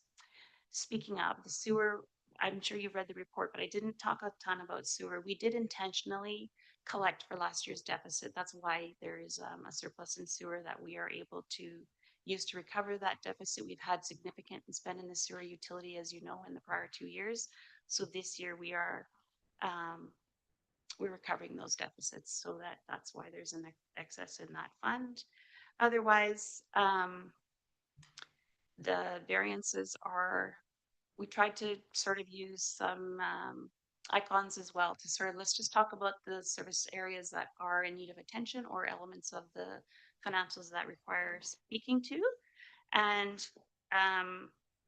as Jenn has spoken to through the ops plan, and we're still trying to integrate how these two work together. Special initiatives and capital spending are under budget, which is not unusual. However, that does drive underages in our revenue stream as well, because that is the source of those revenues. So when they're separated like they are in the statement, it can be a little bit harder to interpret those results. Transfers from and to reserves, again, are driven by the revenue stream as well. So when we're under, as everybody is aware, in development activity, where those transfers are not realized, as are not the development revenues. I did speak a little bit to some of the service areas that are under the health clinic and policing, and those, although I highlighted them as contributors to the surplus, we do increase and reduce transfers to compensate for those specific service areas. And so it's complicated. I'm looking forward to providing you with better reporting that really articulates and explains to you how those funds move and compensate each other. I did explain some of the service areas. I'm happy to answer any questions that council has about any of those elements. Great. Thank you very much, Kathy. Great job. I could see how much work you put into that. Wow. So thank you. Thank you very much. I'll open the floor to questions from council. Councilor Jordison. Thank you, Mayor. Thank you, Kathy, for all the work on this. I was a bit confused because there was originally, when the agenda was published, there was reference to an Appendix 4, which wasn't in the package. And I would have preferred to have had more time to read through it. But I think my only concern here tonight is this is the last meeting of council for the year. And we are being asked to approve readings 1, 2, and 3, which can be done in the same council meeting. But for adopting it, how is that supposed to happen this year for this year's financials? Thank you for the question. Unfortunately, I'm hoping this doesn't repeat again, obviously, but we are hoping to have a very short 5 or 10 minute special meeting of council just to get the bylaw approved this year. Unfortunately, this one is less driven by legislative requirements. This is more of a technical delivery. But we have had special meetings in the past for tax rates, etc. The financial processes, unfortunately, are labor intensive, and we're often up against a tight deadline. So our apologies to council, mostly mine, but that is the ask that we will be making. Thank you. Thank you. So this is there's a reason I said that. Like, how are we going to adopt this budget? A special meeting, 5-minute meeting. Adoption must occur at a subsequent meeting at least one day after the third reading. Yep. Do 3 readings today, right? 3 readings today, yeah. First, second, and third. So I'll leave it with you. Please. Corporate officer. Thank you, Your Worship. I have couple of different dates for council to choose from, should they wish to proceed with this tonight. For a special meeting, we could either hold one on the 11th of December or the 15th. So that's this Thursday coming. We'd have to have 24-hour notice, so we would have to publish, or Monday the 15th. As long as we have quorum, we could hold it. It would probably take 10 minutes at the most. I was thinking of a 6 o'clock start as a possibility. And it can't be done virtually? We can, other members of council can participate, but we would have the meeting held here, just in case any members of the public did want to participate. Okay. So it would have to be a hybrid. Okay.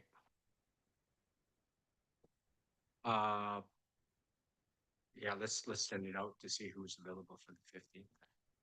If I can just mention, I know Ms. McLennan is taking one for the team here, but in effect, with where we're at with our staffing, it was difficult to get this across the line as we did for the end of the year. Our intention is to have a new financial software in place that's going to do a lot of this for us moving forward. We'll likely see this in a different form moving forward next year with that. And once we get into a more regular quarterly update, then this will just become the rhythm of which this comes forward to council. So this is a new process.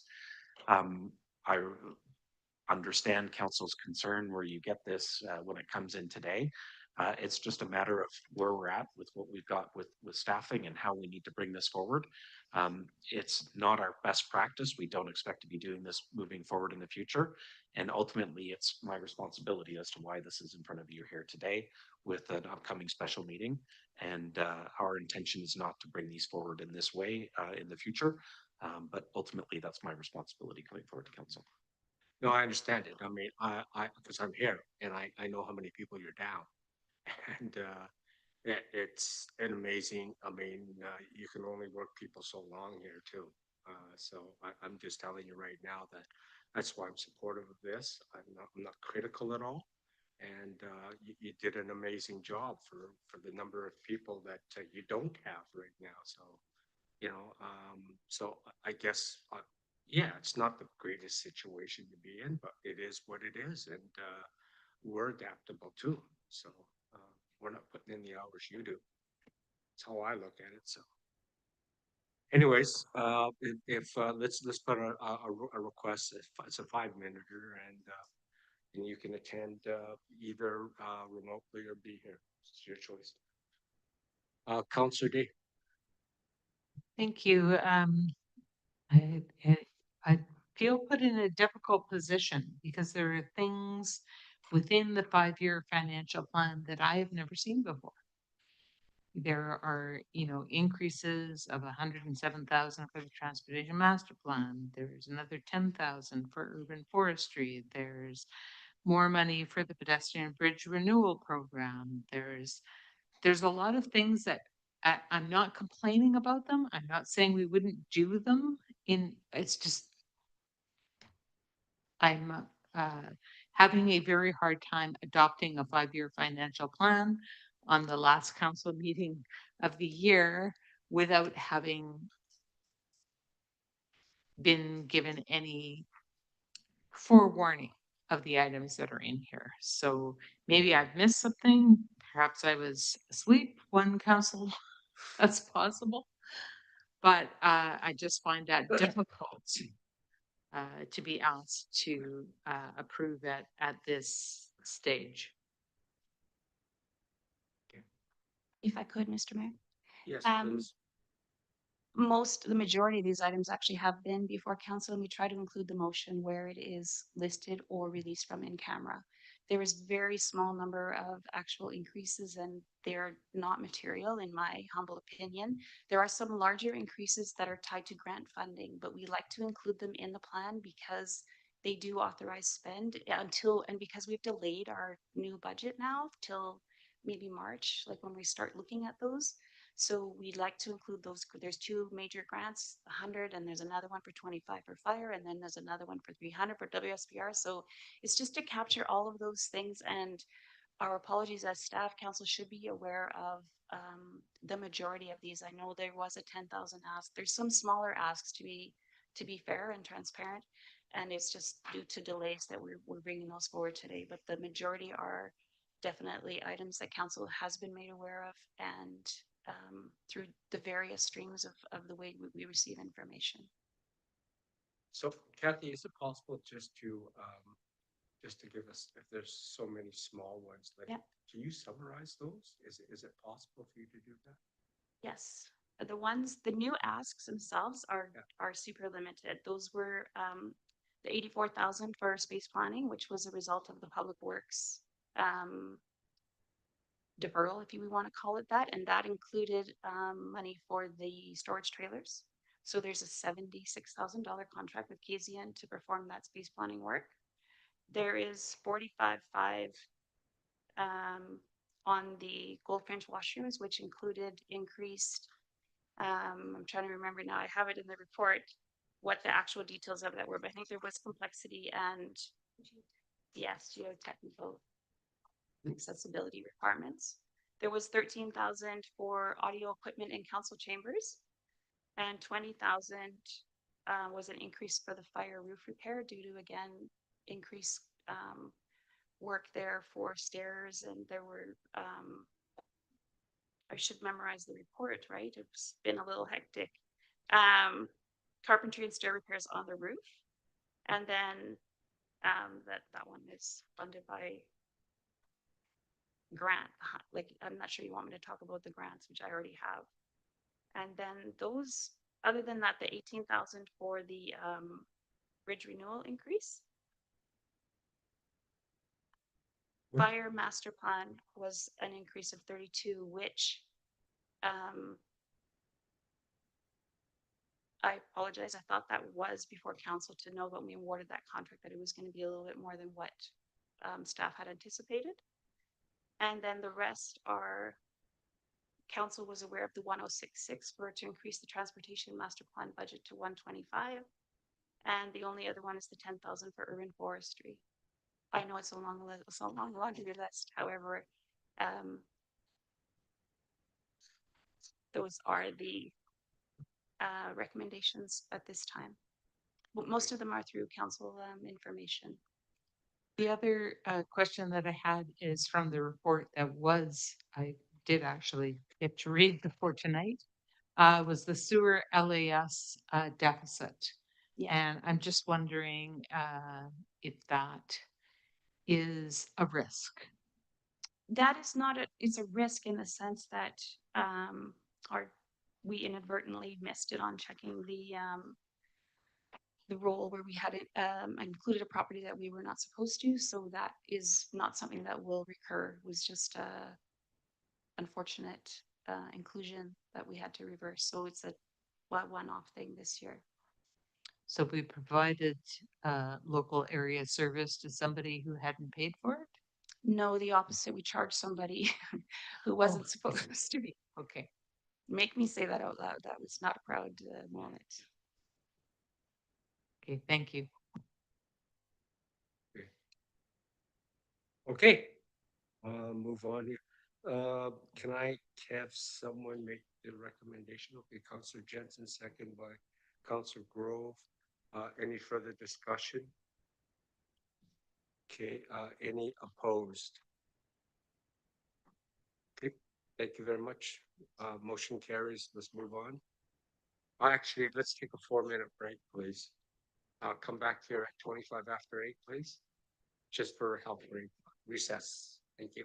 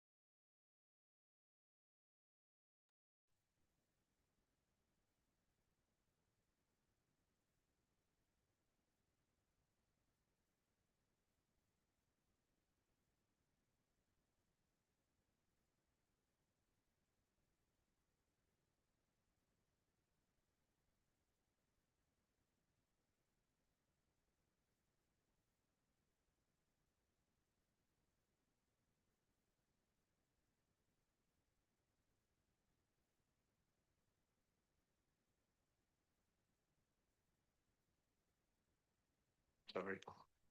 Just the motion from last week's, or from earlier today's committee of the whole.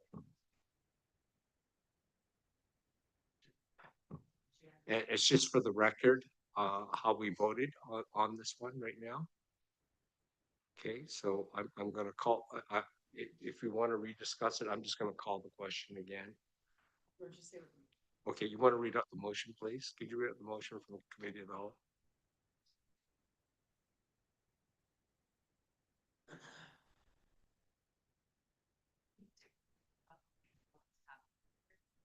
Sorry. Okay, So yeah. for the Machosen Road widening, it's that council refer the Machosen Ride widening project update and design considerations to the Transportation and Infrastructure Committee for feedback and report back to council. Okay, for those in the public that are watching this is the recommendation that was approved by the committee of the whole earlier today. It's been brought and it was sent to council with that following recommendation. So the recommendation on the floor is from the committee of the whole. So I'm going to call the question on that right now. All those in favor. Oops, you want to speak again? Councilor Ward on this? Go ahead. Yeah, thank you, Mr. Mayor. I just want to be on the record for anyone who wasn't privy to the committee of the whole that I vehemently oppose referring this to the committee and continuing to kick this down the road. As I raised in committee of the whole, this has been an issue, this political maneuvering around Machosen Road since at least 2014. There's several engineering reports that stress that even as of 2019, the intersections on Machosen represented a significant issue in terms of the traffic volume. Traffic volume has grown significantly since then, and yet here we are referring it to a committee to look at information we've already talked about to come back with the same thing again. So extremely disappointed, and I will be voting against. Thank you. Okay, thank you very much. I will call the question. All those in. Sorry.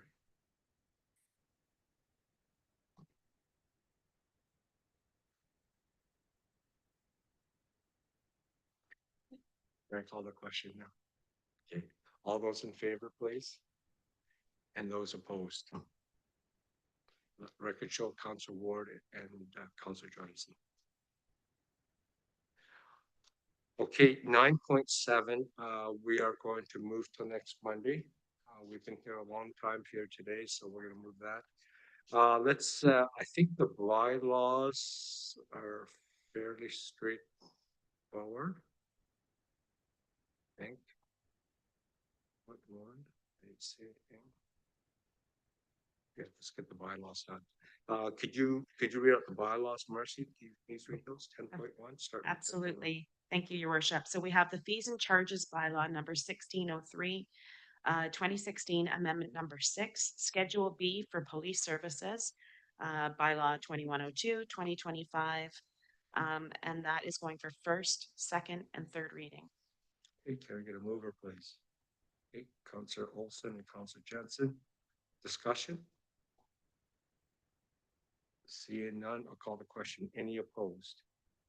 Seeing none, motion carries. Okay, Thank you. Next, please. City of Colwood Traffic and Highway bylaw number 1134, 2010, amendment number 7, bylaw number 1134-7, 2025, and that's for first, second, and third reading. Okay, can I get a mover, please? Thanks, Jensen and Olson. Discussion? Okay, Councilor Ward. Sorry, not trying to delay things, but I'm compelled just to raise that with this, while the proposal at this stage certainly means that there'd be no expected increase in staff workload, and I appreciate that.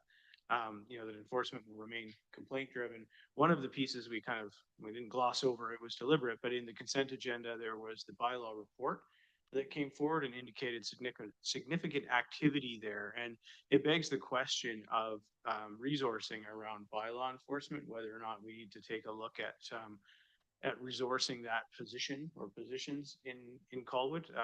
So something just for future meeting as we move into budget time to reconsider potentially where some of our staff dollars are, because I think bylaw is going to need some help. So that's all I wanted to add on that. Thank you, Byron. Thank you very much. CEO. Thank you. making sure that we have the right level of service for each service that we provide is council's purview. To make sure that we're being able to deal with bylaw complaints on time.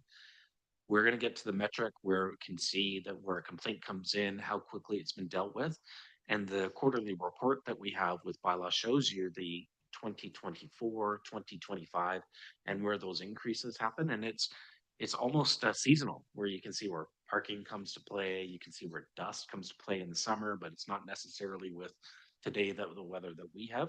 So these are all the things that we expect to be able to provide to council with the metrics to say we're adequately resourced, over-resourced, or under-resourced. Those are council's decisions to make in each one of these services. And that's why we go through the process that we do, which clearly articulates, here's a level of service we can provide, and is it meeting council's expectation? And those metrics are critically important for council to be able to give that feedback to make sure that you're being able to provide the service level to the community that the community expects. Thank you very much. Seeing no other discussion, I'm going to call the question. Any opposed? Seeing none, motion carries unanimous. Thank you. Next, please. Thank you. We have 4 sewer local area service enlargement amendment bylaws. One for Colwood, Maine. It is bylaw number, 2099, 2025. That's for 3494 Wishart Road. Colwood South Sewer Local Area Service. That is for 3494 Wishart Road as well. Colwood Main Sewer Local Area Service Establishment and Loan Authorization Bylaw, 3494 Wishart Road. And then Colwood South Sewer Local Area. That is for also 3494 Wishart Road. All for 123. Thank you. Motion, please. Okay, thank you, Ward and Grove. Discussion? Call the question. Any opposed? Seeing none, motion carries unanimous. And last. We have actually 2 more. Fees and charges bylaw number 1603, 2016, amendment number 5. Schedule F for development permit extension fee, bylaw number 2090, 2025, and that's for adoption. Okay, thank you. Motion, okay, same 2, please. That's the last. Discussion? Seeing none, call the question. Any opposed? Seeing none, motion carries. Thank you. Last. The last one was the one that was added on, the 5-year financial plan, 2025 to 2029, amendment bylaw number 204901, 2025, and that's for 123. Okay, motion, please. Okay, Grove and Olson. Discussion? Seeing none, call the question. Any opposed? Seeing none, motion carries. And with all business taken care of for today, I declare this meeting adjourned. Thank you very much.